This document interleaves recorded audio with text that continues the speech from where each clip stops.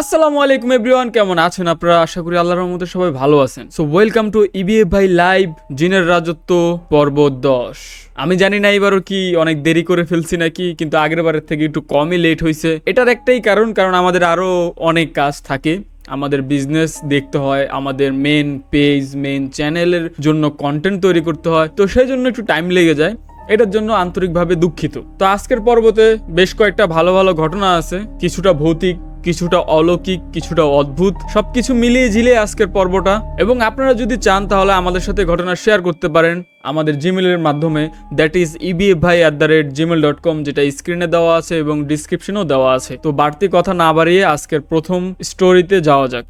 Hello Farhan ভাই, আমার নামও ফারহান। আমি আপনাকে আমার মামির বোনের সাথে ঘটে যাওয়া একটি ঘটনা আজকে শেয়ার করব। আমার মামির বোনের যেই দিন তার বিয়ে, তার পরের দিন রাতে সে বাইরে বের হয়। সে আবার থাকতো গ্রামে, তাদের বাসার পাশে একটি কবরস্থান। সে ওই কবরস্থানের পাশে দাঁড়ায়, তখন তাকে একটি জিন আসর করে। তখন থেকেই তিনি কেমন করা শুরু করে। সে মাংস দেখলেই কেমন জানি করত। তার পরিবারের মানুষ তাকে ডাক্তার দেখান, কিন্তু তাতেও কোনো লাভ হয় না। এরপর তারা তাদের ওখানকার একটি হুজুরকে দেখায়, তখন হুজুর তাকে দোয়া পরে ফু দেয় এবং তার কয়েকদিন পর আবার সেই একই ঘটনা সে আবার আগের মতো শুরু করতে থাকে। আজান দিলে সে চিল্লাচিল্লি করত। তারপর তারা আমাদের বাসায় আসে। আমাদের একটি চেনা পরিচিত হুজুরকে আমাদের বাসায় ডাকে। এরপর হুজুর আসে। তারপর আমাদেরকে বলা হয় যারা মহিলা আর বাচ্চারা আছে এখান থেকে বের হয়ে যেতে। আমাদের আবার 3তলা বাসা, দোতলায় আমার নানু আর আমার মামিরা থাকতো। তো আমরা সবাই 3তলায় চলে যাই। হুজুর আর আমার মামা আর আমার মামির বোন আর কয়েকজন লোক দোতলায় ছিল। এরপর ওই রুমের দরজা জানালা সব বন্ধ করে দেয়। তখন সময় ছিল রাত 8টা। তারপর আমার মামির বোনের থেকে জিন ছাড়ানো হয়, তখন বাজে রাত 3টা। তারপর সেই জিনটাকে বোতল বন্দি করা হয়। এখন আমার মামির বোন ঠিক আছে, তার জন্য সবাই দোয়া করবেন। ছোট্ট একটা ঘটনা দিয়ে শুরু করেছি আজকের পর্ব এবং আশা করি এই ঘটনাটি আপনাদের ভালো লাগবে। ধন্যবাদ ফারহান ভাই আজকে আপনার এই ঘটনাটি শেয়ার করার জন্য। তো চলে যাচ্ছি আজকের পর্বের পরবর্তী ঘটনায়। আমার নাম রাহাত। আমরা 3 ভাই বোন। আমি পরিবারের দ্বিতীয় সন্তান। একদিন হঠাৎ আমাদের ছোট্ট ভাইকে খুঁজে পাওয়া যাচ্ছিল না। আমাদের বাড়ির নিচতলায় হিন্দুদের পানের একটি আড়ত ছিল, তাই সবাই সন্দেহ করেছিল যে তারা হয়তো আমার ছোট ভাইকে নিয়ে গেছে। তখন আমি তাদের বাসায় যাওয়ার সিদ্ধান্ত নিলাম, কিন্তু তাদের বাসায় যেতে হলে একটি জঙ্গল পার হতে হতো। কোনো রকমে আমি পৌঁছে দেখি সেই পরিবারের ছেলের সঙ্গে আমার ছোট ভাই খেলছে। তাকে পেয়ে আমরা স্বস্তির একটি নিঃশ্বাস ফেললাম এবং বাসায় ফেরার জন্য রওনা হলাম। ফেরার পথে হঠাৎ পেছনে তাকিয়ে দেখি একটি ছোট ছেলে দাঁড়িয়ে আছে, কিন্তু তার মাথা নেই। সেই দৃশ্য দেখে আমি যেন এক মুহূর্তের জন্য স্থির হয়ে গেলাম। আমার পুরো শরীর অসাড় হয়ে গিয়েছিল। এরপর সামনে তাকিয়ে দৌড় দেওয়া ছাড়া আর কিছুই মাথায় আসছিল না। তখন বাসায় ফিরে আমি সবকিছু মাকে খুলে বললাম। মা ভাবলেন হয়তো আমার ভুল দেখার কারণে এমন মনে হয়েছে, কিন্তু এরপর থেকে আমার প্রচণ্ড জ্বর শুরু হলো। কয়েকদিন পর আমি সুস্থ হয়ে গেলাম, কিন্তু তখন জানতাম না আরও ভয়ঙ্কর কিছু অপেক্ষা করছে আমার জন্য। আমি যেই রুমে ঘুমাতাম সেই রুমেই আমার দাদা মারা গিয়েছিলেন। এক রাতে হঠাৎ আমার ঘুম ভেঙে গেল। সময় তখন রাত 3টা। আমি তখন আমার বড় বোনের সঙ্গে ঘুমিয়েছিলাম। ঘুম ভেঙে দেখি আমার সামনে 3টি জিন দাঁড়িয়ে আছে। ভয় পেয়ে আমি নিজের হাতের দিকে তাকালাম, কিন্তু দেখলাম আমার হাত নেই। আতঙ্কে আমি চিৎকার দিয়ে উঠলাম। আমার বড় বোনও জেগে উঠল এবং অবাক হয়ে দেখল যে সেও ওই 3টি জিনকে দেখতে পাচ্ছে। মুহূর্তের মধ্যে আমরা দৌড়ে দাদির ঘরে চলে গেলাম। দাদি আমাদেরকে পানি পরা দিলেন।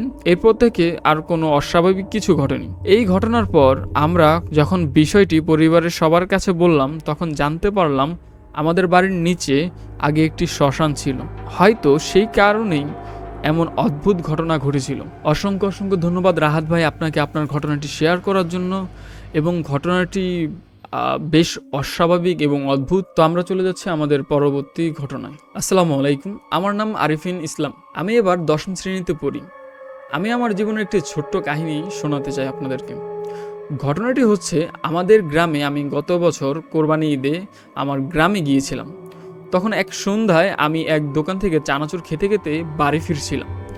আগেই বলে রাখি, আমাদের বাড়ি ছিল গোরস্থানের অপোজিট সাইডে। তো পরবর্তীতে আমি দেখতে পারি যে আমার সামনে দিয়ে একটি 5 থেকে 6 মাসের একটি বাচ্চা আমার দিকে তাকিয়ে আছে। পরে হঠাৎ করে সে আমার দিকে ছুটে আসতে শুরু করলো। তারপর ডান দিক হয়ে একটি নিম গাছের উপর উঠে পড়লো। তারপর আমি ভয়ে দৌড় দিয়ে আমার নানুর কাছে চলে যাই। তারপর আমাকে হুজুর দেখানো হয়। হুজুর বলে সেটি একটি বাচ্চা জিন ছিল। আলহামদুলিল্লাহ এখন আমি সুস্থ আছি। শুনে ভালো লাগলো যে আপনি এখন সুস্থ আছেন এবং একটু সাবধানে চলাফেরা করবেন। হরহামেশাই অনেক কিছু চোখে পড়ে, অনেকের হয়তো ক্ষতি করে না, কিন্তু অনেকে সেটা আবার নিতে পারে না, কারণ এগুলো দেখে আমরা অভ্যস্ত নই। এগুলো দেখলে আমাদের ভয় করবেই। তবে একটা জিনিস মনে রাখবেন যে জিন যদি সামনে আইসা পড়ে কোনো না কোনোভাবে, তখন যদি আপনি ভয় পান তাহলে জিন উল্টো আপনাকে আরও ভয় দেখাবে। এখন আমরা চলে যাচ্ছি আজকের পর্বের পরবর্তী ঘটনায়। আমার নাম তোহা। আমি একদিন শ্যামনগর গ্রামে গিয়েছিলাম আমার দাদুর বাড়িতে বেড়াতে। গ্রামের লোকজনের মুখে শুনলাম একটা পুরনো বাড়ির কথা, যেটা নাকি ভূতের বাড়ি। সবাই বলছিল সেখানে রাত হলে অদ্ভুত শব্দ হয়, কান্না শোনা যায়, আর কেউ সেখানে রাত কাটাতে যায় না। আমি ভাবলাম এসব কি হয়, এগুলো কি হয় নাকি? আমি তো ভূতে বিশ্বাস করি না, তাই ঠিক করলাম আমি সেখানে রাত কাটাবো এবং রাত কাটিয়ে দেখবো যে আসলে কিছু হয় কিনা। সন্ধ্যা হয়ে এলো, আমি একটা টর্চ নিয়ে বাড়িটাতে ঢুকলাম। ভিতরে ঢুকতেই একটা ঠান্ডা হাওয়া আমার গায়ে লাগলো। বাড়িটাতে অন্ধকারে ভরা, শুধু টর্চের আলোর সামনে পথ দেখছিলাম। আমি উপরের তলায় উঠলাম, একটি ঘরে ঢুকে শুয়ে পড়লাম। প্রথমে কিছুই হলো না, শুধু শুনতে পাচ্ছিলাম পাখির ডাক আর গাছের পাতার শব্দ। কিন্তু রাত যত গভীর হতে লাগলো ততই অদ্ভুত শব্দ শুনতে পেলাম। মনে হচ্ছিল কেউ নিচের তলায় হাঁটছে, ধীরে ধীরে সিঁড়ি বেয়ে উপরে উঠছে। আমার গায়ে কাঁটা দিয়ে উঠল। আমি টর্চ জ্বালিয়ে দেখলাম কেউ নেই, কিন্তু শব্দটা খুবই ভয়ের সাথে হচ্ছিল। আমার পিছনে একটা ঠান্ডা হাত আমার কাঁধে স্পর্শ করলো। আমি চিৎকার করে উঠলাম। আমার হাতের টর্চটা হাত থেকে পড়ে গেল।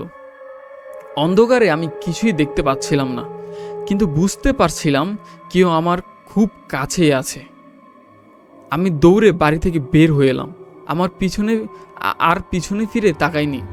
পরের দিন সকালে গ্রামের লোকজনের কাছে গিয়ে সব বললাম। তারা শুনে বলল, তুমি ভাগ্যবান যে বেঁচে ফিরে এসেছো।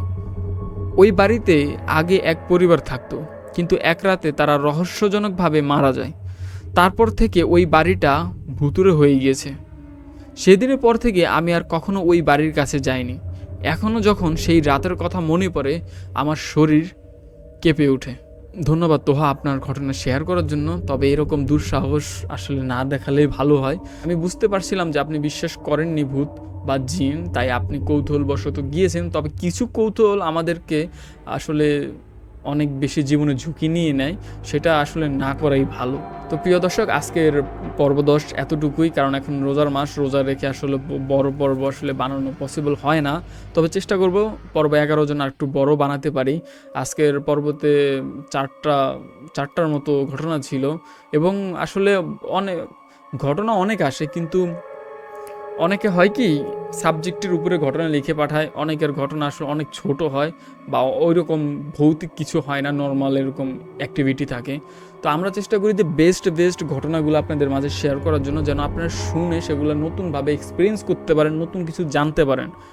তাই এই জন্য সব ঘটনা সিলেক্টেড হয় না। তো আমি বলবো যে আপনারা ঘটনা পাঠালে একটু বড় ঘটনা পাঠাবেন, আর যেন সেটা একটু ভয়ের হয়, যেন আপনারা শুনলে আপনাদের গায়ের লোম দাঁড়িয়ে যায়, এমন ঘটনা হয়।